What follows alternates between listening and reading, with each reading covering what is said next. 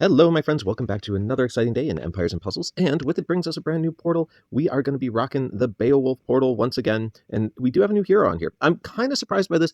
I was expecting Beowulf to kind of be wrapping up soon, but maybe I underestimated how many characters they want to add to the Beowulf story. Perhaps I should get myself a little more familiar with the lore, because I guess if there's still more main characters to get through, they probably just want to make a card for each of them, perhaps. So I suppose if I do a little checklist, that would help me figure this out. But regardless, let's get into this new character, what they do. Also worth noting, there's a new 4-star that they added to this portal. You're welcome to take a look at that, but I usually just review the 5-star. So let's get back to it. So our new character is going to be Weland. I like the art on this guy. I think he looks pretty cool. He's got like a armor over here. He's got this big like blacksmith and hammer. He looks like he's ready to craft and attack. I don't know. It's kind of interesting. Anyway, we have Paladin class, and a reminder of the Beowulf family bonus, which I do think is pretty cool, is for 1 or 2 heroes, we have a 100% chance to cleanse a random cleansable status ailment from all allies when this character receives damage from an enemy's special skill. This effect can activate only once per turn. So if you have a couple Beowulf and a couple being just 2 required, you have a 100% chance that if they take damage from a special skill, they're going to cleanse a cleansable ailment from your entire party. I think that's a nice added bonus. And what's cool about that is a lot of times people forget about it, right? So they just end up attacking you with a special and then they cleanse off their own dot or whatever the case may be. It's pretty fun for that purpose alone. All right, down here in Passives department, we do get perfect accuracy, so this guy is not going to be missing. We also have empowered resist mana reduction. This character is immune to mana reductions and also will gain 600 boosted health and 10% mana for each resist. That's very powerful in today's meta. There's a lot of mana control going on out there, and this guy's like, bring it on. You try to control his mana, he's just getting stronger. Boosted health, more mana for himself. He loves it. Go ahead and try. Then down here we have stacking attack on damage received. This is a pretty standard Beowulf passive, but it's very cool. So whenever this character receives damage from special skills, they gain plus 30% attack stack, max stack of 10.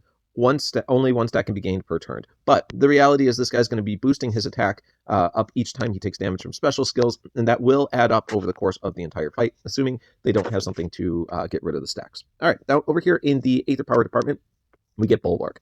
Bulwark is basically just defense up in a different package. So you get 15% defense up to start, and each time they're hit, they get an additional 1% increase for the first 6 turns, up to 25% increase in defense. It's fine. It's not a particularly impressive one, but it works. Down here, we have Gleaming Sword and Iron Mail as his special. It will be activated at slow speed. Okay, listen, slow's not terrible as long as you have an impactful special. So let's take a look at what we're doing. We are going to be doing 475% damage to all enemies. That's a pretty solid hit, especially with an 1849 attack power. All allies have a 45% chance to drop any received damage to 1 for 5 turns. He also is going to give the source of buffs. The following effects are cast on a random ally at the start of each turn. Plus 100% special skill damage for 5 turns, plus 44% mana generation. The source of buffs will activate 6 times. Each attempt to dispel it removes 1 activation. Okay. So, there's a lot to go into for this guy, right? Like, I mean, he's a pretty straightforward person, but like I like a lot of what's going on here, and we'll explain why. First of all, getting to slow can always be a little bit of a challenge, but this guy does have a pretty good defensive stat at 1771 here. He also gets the Bulwark, Aether Power, so he's going to be able to take some hits before he goes down, so it's much more likely he's going to get to that slow special. The 475% damage will be a very noticeable amount of damage you do to all. And what's cooler than that is the fact that he's giving all allies a 45% chance to drop any received damage to 1 for 5 turns. That is incredibly impactful.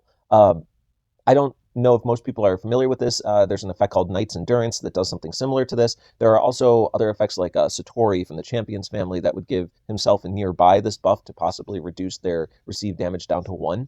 It can be incredibly powerful, especially if you're going up against like multiple hit alls. Well, you're reducing a lot of those hits down to simply 1 damage instead of having to take the full impact of those specials. So that is an incredibly powerful defensive effect to this guy, and it's going to make this guy a gigantic headache in a rush war, because he'll probably be able to put that defensive effect up fairly quickly. Like, I would love tanking this guy in a rush war, for sure. I think that would be a ton of fun. But on top of that, we're also getting the source of buffs, right? So he's going to be casting a random buff on 1 ally each turn, but it's going to increase their special skill damage by 100%, and then it's going to also increase their mana generation by 44%, which is very helpful as well. All in all, I like this guy. I think he's pretty cool. In a regular fight operating at slow speed, I'm trying to figure out whether I would tank this guy normally, and maybe I would. The only problem is it's not that I don't love this guy because I think his special is like really cool. It's just we've entered a new era where buff stealing is becoming more prevalent, right? So we've got our new shady scoundrels that came from Black Friday. We've got these like slimes that are doing the sticky surface and stealing buffs all over the place. You're getting effects like that a lot from these newer heroes. So where this guy is creating a lot of power in this source of buffs and this knight's endurance that he gives to your entire party, my big fear is that in using him as like a tank, you're inviting them to, just bring characters that steal buffs and then take that advantage and make it their own. So, although I would like to say that I think this guy would be a defensive powerhouse with that source of, or sorry, the Knight's Endurance, I think the only way that you could risk using this guy on a defensive team and expect it to hold up is if you're backing him up with a character like Ott that's going to give you protection for all of your buffs so they can't be allocated and stolen.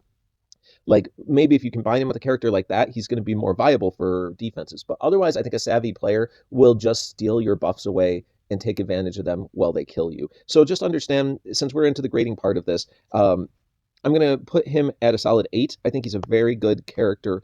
And offensively, since you can bring him against teams that don't have buff steal, I think he's going to be incredibly strong there. But defensively, I think he is a liability and possibly will create a system in which you just end up buffing the opposing team so much that they kill you with your own strength. So we'll do an 8 out of 10. Defensively, he might just be a 7 because of how easy it is to flip the script on him. But in Rush War, in Rush War, I think this guy's fun. But I think that's the case with most slow heroes, right? You get him to Rush War and you just get a lot more impact out of them. This guy will be no different. He's going to absolutely rock a Rush War. So there you have it. We'll give him a solid 8 out of 10. Grats if you pull him. Do level him up. I promise you, even if he has some faults, you're going to have a lot of fun with this character. He will be worth leveling. All right. Thanks, everyone. We'll see you next time.